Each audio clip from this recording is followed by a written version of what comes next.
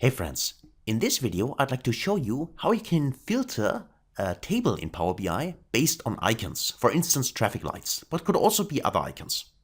Let's get into that. At first, of course, we need to have some kind of table visual. And in my case, I'm gonna go with, from my orders table here, the customer country. So I'm take this one here, and then by default I get a map visual, but I will switch this in a moment under the option here to, in this case, a table. Okay, here we go. Now I got my table in here, and of course I want to maybe add a few additional columns just for this example here. So let me go to the data view and let me add maybe, for instance, here the profit margin. Let me add the total profit, total sales, and maybe also total cost, so that the table has a few more columns. Okay, so far so good. Now next we need to define what kind of field do we want to use in order to classify our countries. In my case, I would like to use, for instance, the profit margin. So I could use this percentage field, but just to mention this, you could also use any other kind of KPI. It doesn't have to be a percentage field, it doesn't have to be the profit margin. So for this profit margin, I can see that all these margins are somewhere in the 30s to 40% range. So I'd say, we could say everything below, let's say 35% of profit margin is not so good, so this is a red. Everything below 40 we would classify as yellow, and everything above 40, which would be, for instance, green. This is a very healthy profit margin. So that's just the thresholds I'm going to use now, but of course you can also choose different ones. Also that, of course, depends on what kind of measure you use.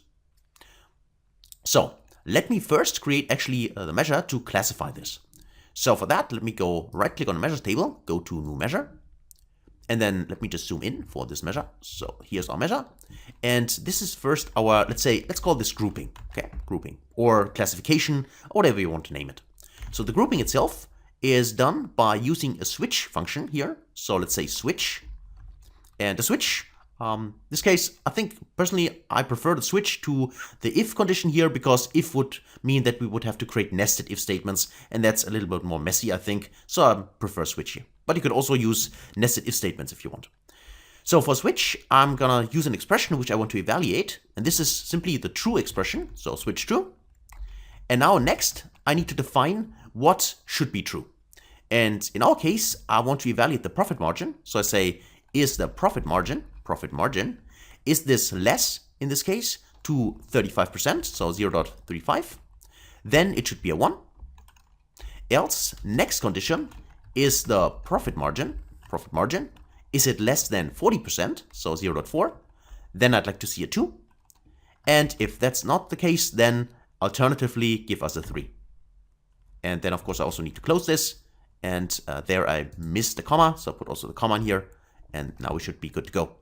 Of course we can format this further, let me just for now, just paste it like that, and we are good to go. Okay, so that's our test. What is true is the profit margin less than 35%, give us a 1. If it's less than 40%, give us a 2. Alternatively, give us a 3. So that's our grouping. Let me just check this. And then let's quickly check whether this works actually. So if I go in here and then add the grouping to the table, and you can see that we got 2s, 1s, and 3s, which is true. Here 3, this is above 40%, a 1, this is below 35%, and a 2, for instance, here, this is above 35%. So far so good. That works. Okay, so next we need to create our little helper table, which we're going to use to create our traffic lights and also for filtering. So for that, I'm going to go under home and to enter data. And then let's just enter our data. At first, let's use actually the classification. And here we need to be aware that we need to have the same numbers as for our grouping. So if you say here, for instance, ABC, then of course you would also specify ABC here. Or if you want to use more than 3, for instance, you have 5 different classification metrics, then you also need to have all values to 5 in here. So the first one is the, let's say this is the key or ID, let's call it ID. And in my case, it is 1, 2, or 3, because I have only 3 different values in here. And then next, we need to define the icons. So let me go to icons. And now here we need to use the icons. So let me go to this website here, which is called emojipedia.org. Of course, you can also go to a different website if you want, but that's the one I found, which I can use, because there I can simply copy these emojis, and I found or searched for the circles there, and then I can simply copy this. This is the red one. So let me go back to Power BI, And then for the one, which is the red one, I paste this inside. Then next, I also need a yellow one. So let me go back in here. I also search this. Otherwise, simply search for yellow circle here and you find it, or the website of your choice. Go to copy here, and then let me go back to Power BI and paste this for the 2. And finally, go back in here to the last one, which is the green one. Let me copy this one here, go back to Power BI, and then also paste this in here. This is the 3rd one. And that's our table. So let's say this is our traffic light TBL. And don't worry, you can see that the icons currently look a little bit strange, but this will display correctly in Power BI Desktop. So let's click on load and create our table, traffic light table. Okay, here we go. And actually now if I go to my traffic light table down there and take a look at the icons, let's first click somewhere on the white canvas, then go to icons here, and you see that they are displayed correctly. And we're gonna use those icons here. Let me go back to build a visual and change it in here to a slicer. So because we want to use those as slicers. And then also, I personally prefer to have this as a different slicer type. So I go into the formatting settings here, go to the slicer settings, and then from the vertical list, I choose the tile. I think that works fine in this case. So let me just put this like that, maybe, and drag it up here. Of course, you can place it also somewhere else, but this is just an example.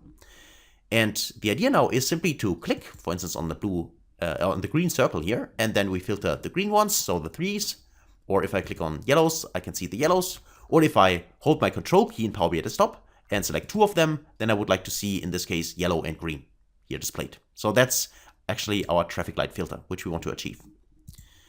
To do this, we need to have a second, in this case, filter measure, which we need to create. So let me go back to the cylinder here, to our data, and let's go back to the measure table here, right click, new measure.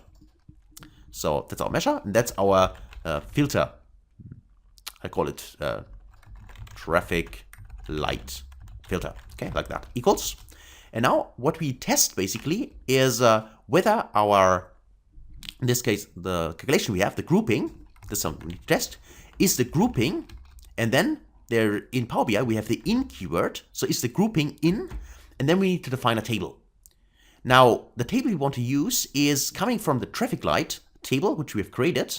And to be specific, we would like to evaluate the first entry in here, right? So the numbers, not the actual icons. Because the grouping also returns numbers, as you can see here, 1, 2, and 3.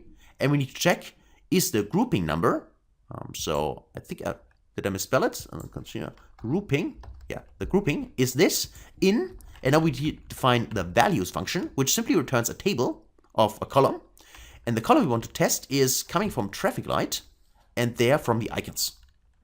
Oh, not from the icons, sorry, I said it from the ID, right, from the numbers. Okay, like that.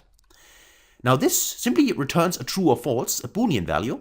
However, in order to filter or use it as a filter the measure, in Power BI, we need to convert this Boolean value into a number, and this is why we just wrap this whole expression here into an integer.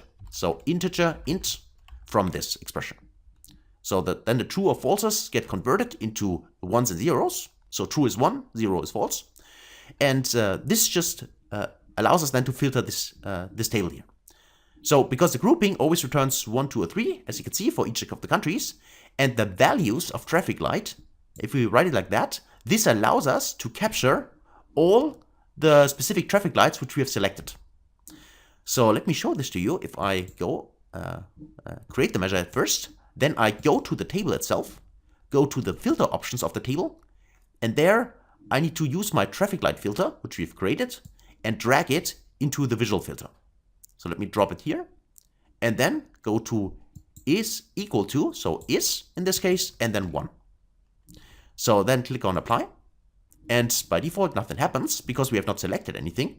But now if you click, for instance, on the green circle, you would see that now we filter to the green one. Click on the yellow one, we filter the yellow one, select 2 of them, holding control key, you select 2 of them. So this works fine, exactly as we expected it. And now, of course, the grouping, we can remove this. This was just to understand how the development works of this little trick. So let me get rid of that.